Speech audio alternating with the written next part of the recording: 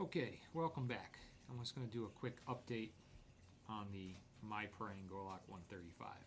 This is the Bidor Malaysian Blade Golok 135, and this is the one that's put out by Outdoor Dynamics. It's the one I purchased direct from him and waited exactly 1 month to get.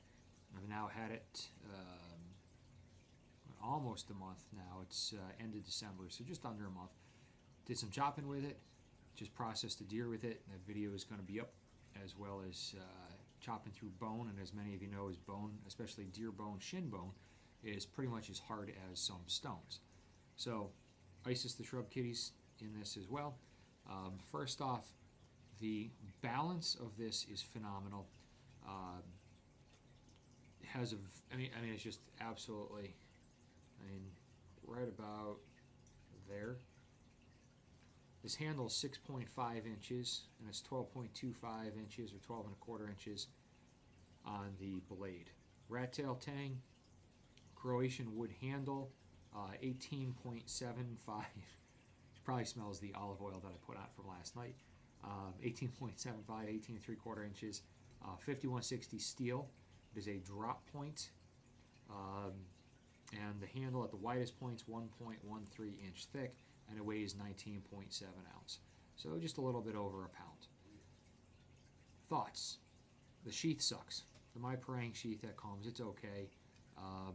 It doesn't quite fit, and it doesn't feel like there's any something to stop it in the bottom. So if you squeeze it slightly wider, you can get this guard in, or the handle in past it, but then it gets to the bottom and it feels like it's actually poking in. The fit and finish is exactly what I would expect for something. For $92.95 on Knife Center, who is out of stock of these, is it worth that money? If you're into this type of blade, absolutely. If they're actually buying off of from myparang, from myparang in Malaysia, the deer, if they're actually purchasing and supporting the local people, absolutely worth spending the money. If they're just taking their cut, not so much. Hey, can we get up on the shoulder? Come on. Come on. There we go. Every time lately. So 5160, I love the scale marks on there. The blades, as I said in the first one, come from Bidor, Malaysia.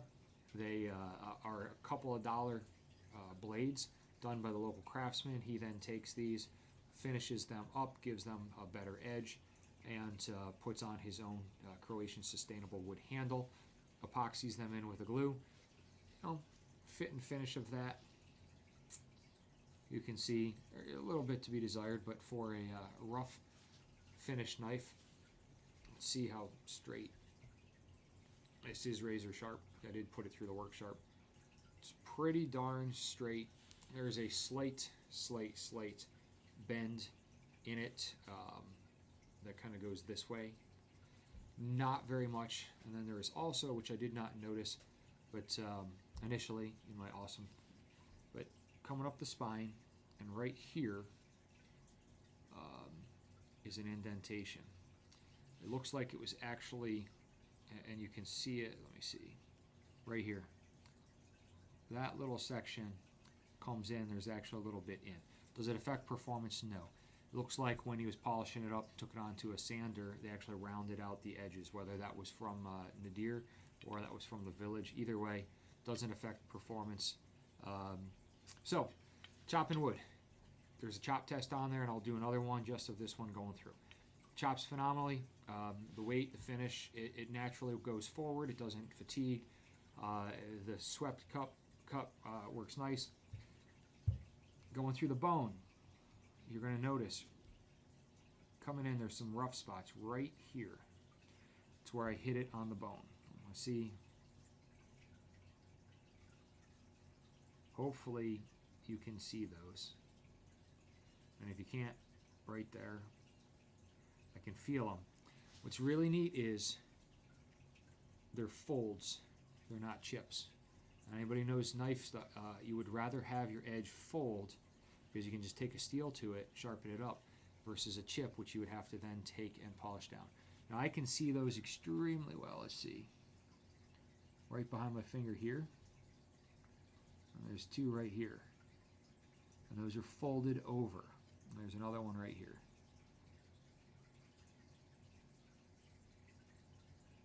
Hopefully you can see those. Those came from the bone, chopping into it. What I found that was really great was I was on the video, if you go back and watch the chopping video of the deer processing, you're going to see where I'm whacking into the ribs. Unfortunately, wielding a knife this big in your kitchen on a cutting board on a counter with all the water and the blood that was mixing in, splattering everywhere, and trying to get a good grip, not cut yourself, actually broke out the steel glove because of that. Chops right through. With a good solid hit and a good surface, you could go right through way easier than it took me to go through it. So overall, top finish, great. My suggestion, if you can buy these without spending the full amount of money, I would buy them with no sheath from Nadir, and I would support locally if you can wait. Buy them off his website. Buy the standard plastic handle one. Play with that. Finish up the blade to your specs and your fitting, and I think you'll have a much more rewarding knife. Is it worth I paid 82, 84 bucks for it. Is it worth it? Absolutely, because I didn't have to rehandle it. I get to see one, and I have one to compare to. But I think the next one I'm going to do, in my advice, if you are handy at all, is get the one with the plastic handle. Rough it up yourself. Play with it. Take that serviceable edge and put it through a work sharp, and I think you're going to be more than happy. The handle, as not too surprising, is already starting to dry out here in the arid north climate. A little bit of water. I'm going to put some linseed on there. I mean, it's just drying out. And it's just soaking up even the water and the blood that was on it last night doing the deer processing.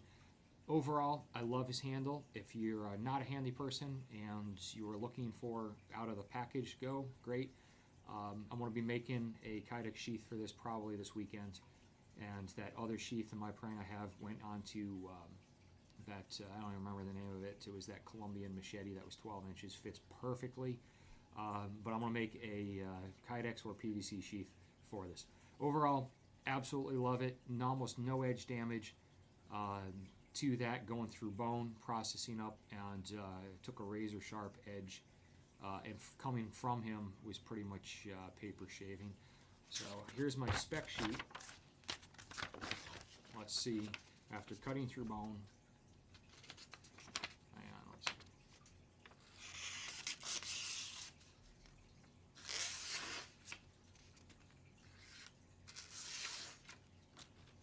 Trying to get right through.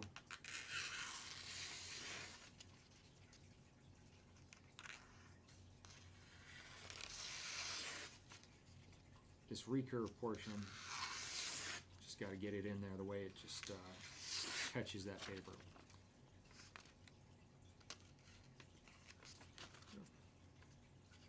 A little bit hard to start down there.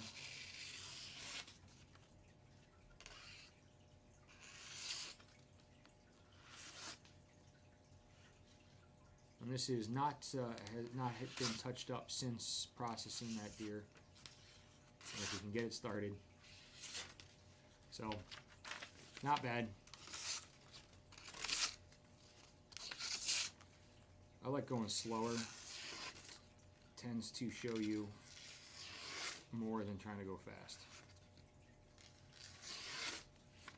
So there you have it. Beater parang, my parang. Awesome little knife.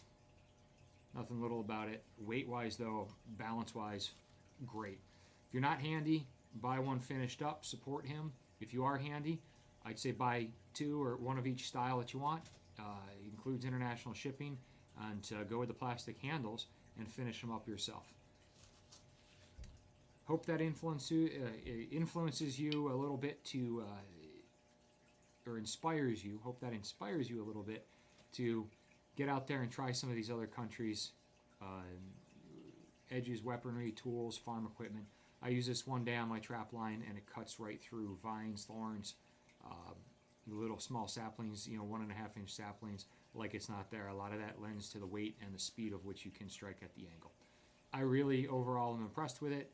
And once I make a proper sheath for it, the finish, which is already wearing off, I'm just going to put some linseed oil on there and I think we're going to have a great product that's going to last a long time. Thanks for watching. Hope that inspires you.